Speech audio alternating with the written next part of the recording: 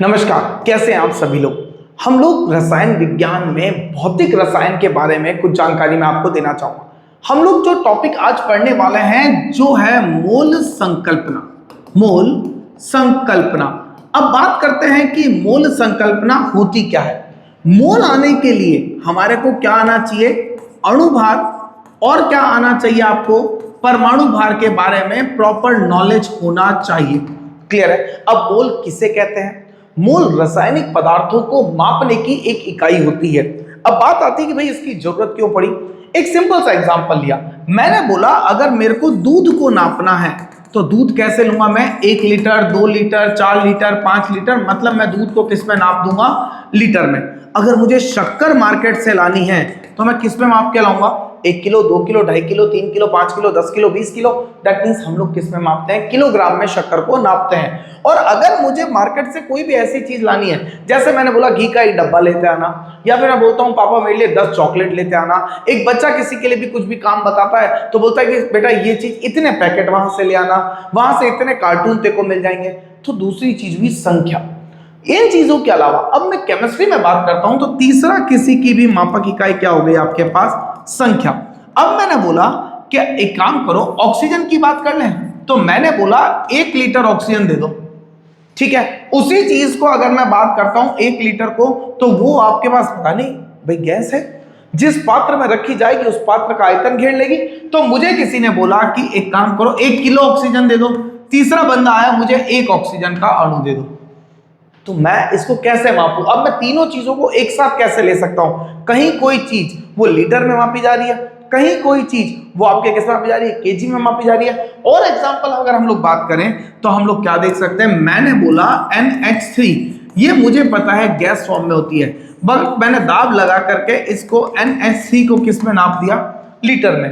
तो मैंने बोला कि अगर गैसियस फॉर्म में है ये, तो मैंने बोला 22.4 लीटर NH3 हो रही है।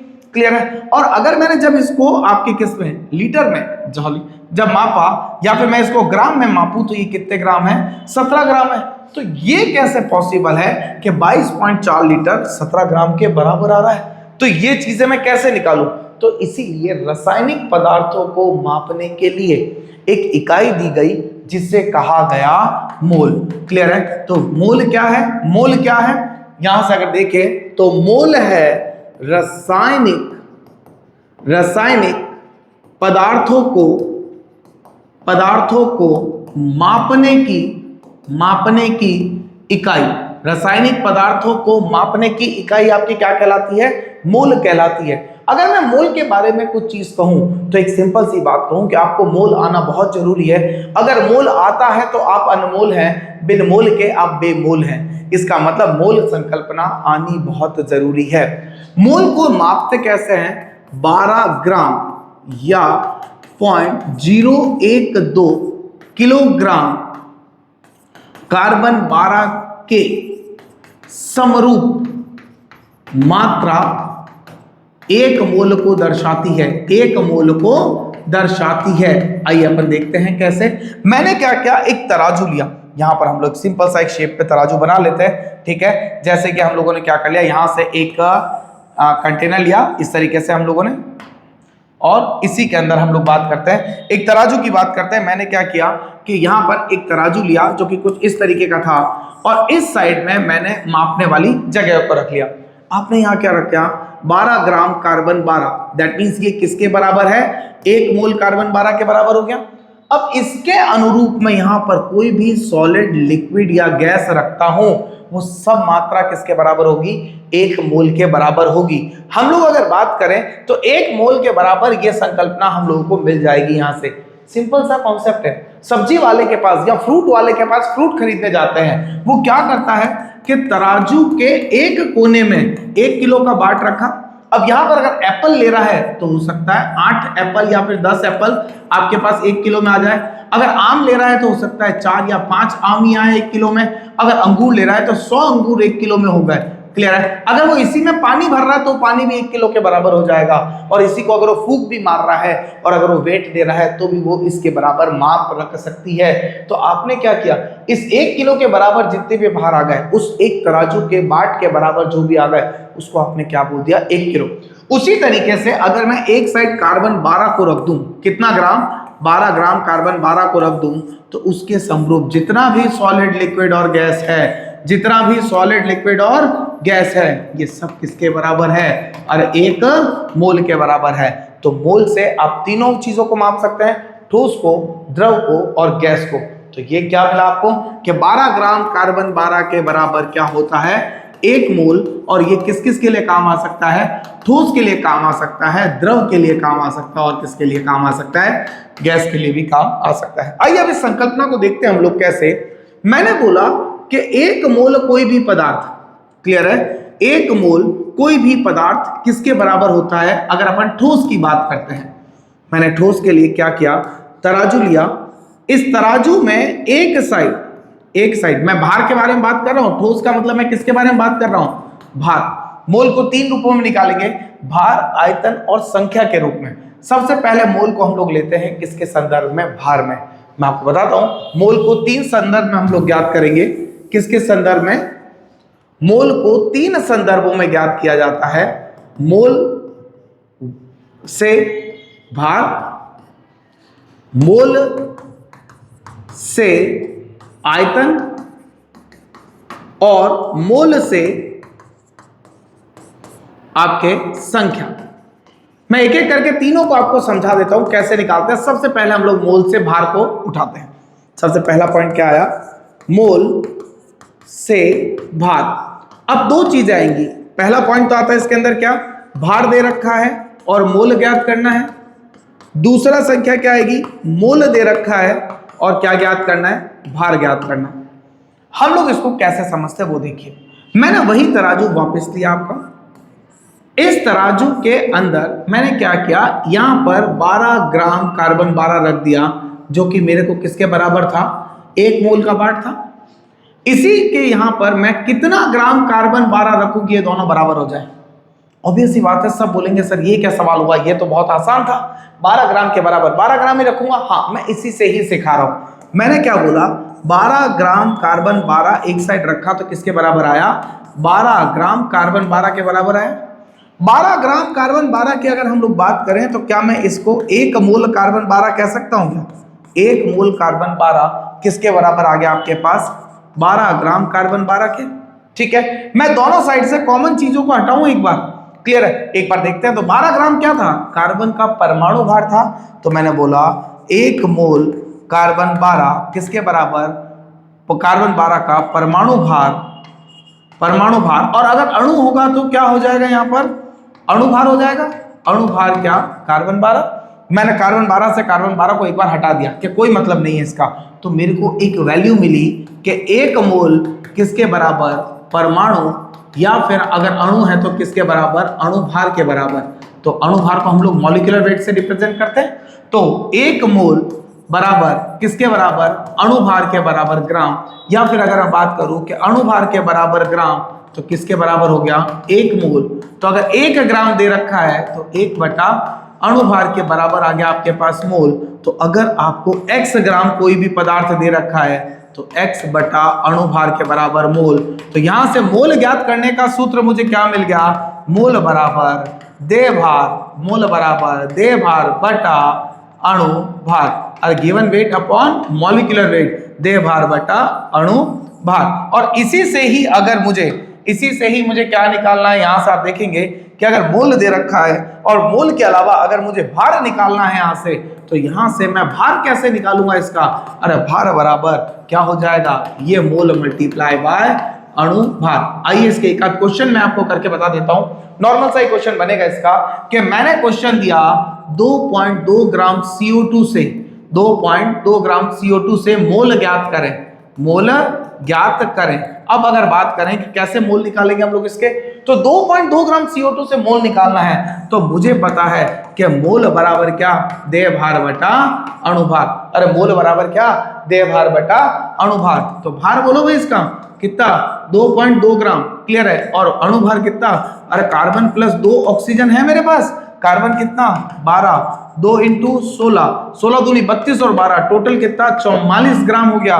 तो मेरे पास मोल कितना आ गया, 22 की जगह 2.2 अपॉन 44। यहां से कट करेंगे, एक हटाए तो 0, 22 दूनी 44, 1/20, 0.05 मोल। अरे आई बात समझ में, मोल निकालना समझ में आया, क्लियर हुआ। यहां से मोल ऐसे निकालते हैं। नेक्स्ट अगर हम लोग बात करें इसकी, क्लियर है। क्वेश्चन दिया मैंने आपके पास, हिंदी मीडियम का पूरा ये सेशन मैं आपको कर रहा हूं, आप लोग चैनल को सब्सक्राइब और लाइक जरूर करिएगा। यहां से देखिए, अगर मैंने आपको दिया कि मोल बराबर, अब दूसरा भाग लेते हैं, मोल से किसको, और आयतन को निकाल लो भाई। मोल से किसको निकालो, आयतन को।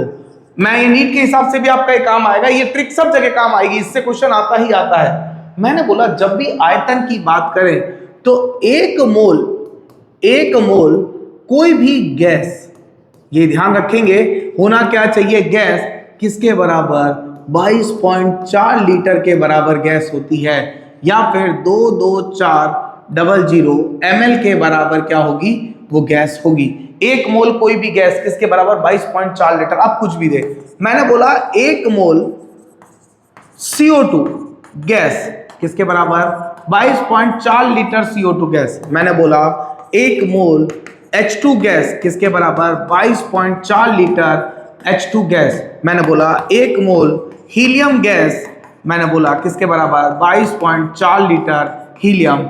मैंने बोला एक मोल जल वाष्प, तो किसके बराबर, 22.4 लीटर जल वाष्प। क्या हो जाएगा, अरे 22.4 लीटर जल वाष्प। मैंने बोला एक मोल आपके, मैंने कोई भी एग्जांपल दे दिया, CO, ठीक है, इसका बराबर 22.4 लीटर CO। ये गलत हो जाएगा, क्यों गलत हो जाएगा, अरे कार्बन मोनोऑक्साइड की इसने अवस्था कहां दी, जब तक ये गैस अवस्था नहीं देगा। मैंने बोला एक मोल CO गैस, अब 22.4 लीटर CO गैस होगा। मैंने बोल दिया एक मोल H2O, तो ये 22.4 लीटर के बराबर नहीं है, जब तक जल वाष्प पे नहीं आएगा, जब तक अवस्था गैसीय नहीं आएगी, तब तक हम एक मोल को 22.4 लीटर के बराबर नहीं कर सकते। तो मैंने क्या बोला, अरे एक मोल किसके बराबर, अरे 22.4 लीटर के बराबर।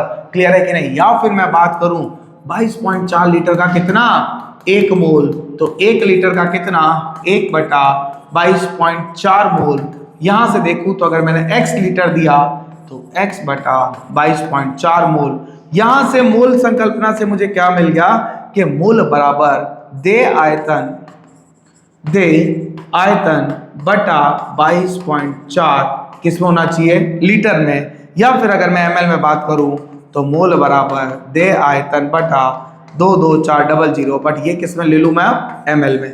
यहां से अगर आयतन निकालना है ml का तो किसके बराबर निकालूंगा, that is mole multiply by 22.4, और ये आयतन किस में आ जाएगा, अगर लीटर में निकालना है तो आपके 22.4 और ml में निकालना है तो मुझे 22400। लास्ट आता है आपके पास मोल वर्सेस संख्या। लास्ट पॉइंट क्या आएगा आपके पास, मोल वर्सेस संख्या। अब अगर मैं बात करूं तो एक मोल कोई भी चीज बराबर कितनी, Na चीज। मैंने यहां दो जगह एक वर्ड लिखा, चीज यहां भी लिखा और चीज यहां भी लिखा। मैंने बोला एक मोल कोई भी चीज है वो किसके बराबर है, आपकी Na चीज के बराबर है। आइए अब देखते हैं कैसे इसको मैं बात करता हूं। मैंने बोला एक मोल कार्बन, इसका मतलब Na कार्बन। मैंने बोला एक मोल परमाणु, इसका मतलब क्या हो गया, Na परमाणु। अगर मैंने बोला एक मोल अणु, क्लियर है, तो मेरे पास क्या आ गया, Na अणु। अगर मैंने बोला एक मोल CO2 तो इसका मतलब NaCO2। यही चीजें आ रही है आपके पास। Na क्या है आपका, Na है अवगाद्रो संख्या। अरे Na का मतलब क्या है आपके पास, अवगाद्रो संख्या। अवगाद्रो संख्या का मान किसके बराबर होता है, अवगाद्रो संख्या को अगर देखें तो it is equal to 6.023 into 10⁻23। देखिए बुक्स यहाँ पर 022 बोलती है, बट मैं बोलता हूँ इतना तो नेग्लिजिबल है, ये मैं 23 लिख करके याद कराने के लिए ये भी 23 हो जाता है। 6.023 इंटू 10⁻23। तो ये चीजें भी आप लोग यहाँ से देख सकते हैं मोल संकल्पना में। अब हम लोग देखते हैं हम लोगों ने मोल में पढ़ा क्या क्या। मोल बराबर क्या था, भार बटा अणुभार पहला, गिवन आयतन बटा 22.4। और इसको अगर मैं एक्सप्लेन करूं तो मुझे पता क्या चला कि Na कण का मतलब क्या होता है, 1 मोल। तो सीधा मैं लिखूं क्या कि अगर x कण आएंगे तो किसके बराबर, x बटा Na मोल। और आई बात समझ में, दैट मीन्स आपको क्या मिल गया यहां से कि x बटा Na मोल कैसे निकाल सकते हैं आप लोग। तो मोल की परिभाषा क्या आ गई, देह संख्या बटा अवोगाद्रो संख्या। या फिर यहां से अगर अवोगाद्रो कोई भी संख्या निकालनी है तो किसके बराबर आएगा, मोल मल्टीप्लाई बाय Na। क्लियर हुआ भाई बात, यहां से ये चीज समझ में आई आपके क्या वो कैसे निकालना है। अब हम लोग बात करते हैं इसमें आगे, क्या मोल में मैंने क्या क्या पढ़ लिया। मोल में हम लोगों ने जो चीज देखी, तो मोल बराबर क्या था, देह भार बटा अणु भार। तो पहला पॉइंट क्या देखा हम लोगों ने, मोल बटा भार बटा अणु भार। यही किसके बराबर था, आयतन बटा 22.4। और क्या था, गी संख्या अपॉन अवोगाद्रो संख्या। ये हमारे पास मोल की एक नॉर्मल सी वैल्यूज थी।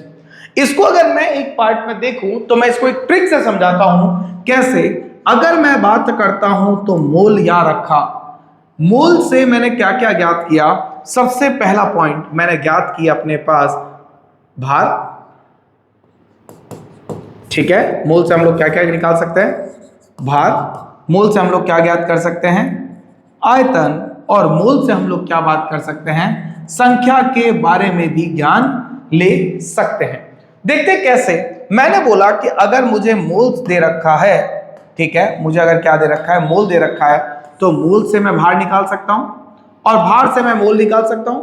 मैं आयतन से मोल ज्ञात कर सकता हूं और मोल से आयतन ज्ञात कर सकता हूं। मैं मोल से संख्या ज्ञात कर सकता हूं, संख्या से क्या ज्ञात कर सकता हूं, मोल। एरो आप सभी को दिखाई दे रहे होंगे हम लोग कैसे काम कर रहे हैं। अब यहां पर इसको हम लोग ऑब्जर्व करते हैं। मेरे को भार दे रखा और मोल निकालना है, तो देह भार बटा अणुभार। भार दे रखा है, मोल ज्ञात करना है, तो भार बटा अणुभार। मुझे आयतन दे रखा है और मोल निकालना है, तो आयतन बटा 22.4। क्लियर है। और यहां से बात करेंगे तो बटा अवोगाद्रो संख्या। अब मुझे मोल दे रखे हैं और भार निकालना है, मोल दे रखे हैं और भार निकालना है, ये निकालना है, तो ये इधर जाके मल्टीप्लाई होगी, दैट इज मल्टीप्लाई बाय अणुभार। आयतन दे रखा है तो फिर ये मोल से मल्टीप्लाई होगा, तो मल्टीप्लाई बाय 22.4। और अगर मोल दे रखा और संख्या निकालनी है तो मल्टीप्लाई बाय अवोगाद्रो संख्या। यहां पर आप एक चीज देख रहे हैं, मैं कोई आ रहा हूं, जब भी मैं मोल की तरफ जा रहा हूं तो मैं अपॉन में आ रहा हूं। भार से मोल, भार बटा अणुभार मोल, आयतन बटा 22.4 मोल, संख्या बटा Na मोल। इस तरीके से ही मैं ज्ञात कर रहा हूं। क्लियर है। तो मैं एक पॉइंट कहता हूं, मोल केमिस्ट्री का भगवान है, मोल केमिस्ट्री का भगवान है। मैं जब जब इस भगवान के पास जाऊंगा मुझे सर झुका के चलना पड़ेगा, मतलब मुझे अपॉन में चलना पड़ेगा।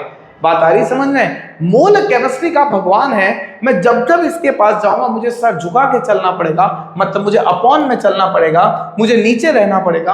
और ये इतना दातार भगवान है कि जब मैं इससे दूर जाऊंगा, वापस लौट कर दर्शन करने के बाद मैं जाऊंगा, तो यह मुझे जितना मैंने सर झुकाया था, जितना मैंने नमन किया था, उतना मुझे गुणा में दे देगा। लेट्स चेक कैसे। भार से मैंने मोल निकाला, क्लियर है। तो मोल केमिस्ट्री का भगवान है, मैं भगवान, भार को लेकर के मैं मोल के पास गया तो मुझे सर झुकाना पड़ा भार बटा अणुभार के तौर पर। इतना दातार भगवान है। जब मैंने मोल दे रखे थे और मैं भार की तरफ जाने लगा, मुझे भार ज्ञात करना हुआ, तो मोल से भार की तरफ तो मल्टीप्लाई बाय अणुभार। जितना मैंने सर झुकाया था उतना मुझे इन्होंने दे दिया। आइए लेट्स चेक, एक क्वेश्चन भी करवा देता हूं मैं इसका, बाकी हम लोग क्वेश्चन नेक्स्ट सेशन में देखेंगे। 1 ग्राम कार्बन में परमाणु की संख्या ज्ञात करो। 1 ग्राम कार्बन में परमाणु की संख्या ज्ञात करें। मेरे को क्या दे रखा है, 1 ग्राम, ठीक है। पूछा क्या है मुझे, संख्या। आइए मैं इस फ्लो चार्ट को यूज करना भी आपको बता देता हूं। मैं हूं कहां पर, यहां पर, भार पर। मुझे पूछा क्या है, संख्या। मुझे आना कहां पर है, यहां पर। क्या रास्ता फॉलो करूं मैं? अरे भाई यहां से मैं पहले इस रास्ते पे चल चल के यहां तक आऊं, ये वाला रास्ता, और फिर ये रास्ता आगे तक जाएगा। तो मेरे को क्या बता रहा है साइन चार्ट, कि पहले आप क्या ज्ञात करो, मोल से, और मोल से क्या ज्ञात करो, संख्या। मोल क्या था? केमिस्ट्री का भगवान था। तो मैंने क्या किया, 1 ग्राम से हम लोगों ने क्या कर दिया, मोल ज्ञात करना था। तो भार से मोल करने के लिए, अरे मोल के पास जा रहा हूं तो सर झुकाना पड़ेगा अपॉन में मॉलिक्यूलर वेट, और जब मैं इससे दूर जाऊंगा तो किस तरफ जा रहा हूं मैं, ठीक है कि नहीं, संख्या की तरफ, तो मल्टीप्लाई बाय Na। जब मैं संख्या की तरफ जाऊंगा तो जिस तरफ भी मैं जाना चाहूंगा, जिस दिशा में भी जाना चाहूंगा, उसमें गुणनफल में देगा ये भगवान मुझे। गे ग्राम कार्बन, तो मोल कितना हो गया आपके पास, पहले मोल ज्ञात कर लो अपन, तो 1 ग्राम बटा 12, 1/12 मोल हो गया। चूंकि मुझे पता है 1 मोल का मतलब कितने, Na परमाणु, तो 1/12 मोल का मतलब कितना, ऑब्वियस सी बात है 1/12 इंटू Na परमाणु। Na का मान रख दीजिएगा, नहीं भी रखेंगे डायरेक्टली आप वैल्यू भी रख सकते हैं। मेरा एक क्वेश्चन है आपसे, लास्ट जाते जाते एक क्वेश्चन आपको निकाल के लाना है। 1.7 ग्राम NH3 में, 1.7 ग्राम NH3 में हम लोग परमाणु की संख्या ज्ञात करें, परमाणु की संख्या ज्ञात करें। कैसे हम लोग निकालना है वो आपको देखना है। मैं ऑप्शंस देता हूं, 0.1 Na, सेकेंड 0.4 Na, तीसरा 110 Na, चौथा 1/4 Na। क्विकली अपने आंसर्स कमेंट बॉक्स में लिखिएगा, और कैसा लगा आपको सेशन मुझे बताइएगा। 1.7 ग्राम अमोनिया में परमाणु की संख्या ज्ञात करें। कमेंट में आंसर्स लिखिए, I will reply with the answer. मैं आपको बताऊंगा जरूर कैसा रहा इसका answer. Thank you so much, आपका दिन शुभ रहे, धन्यवाद।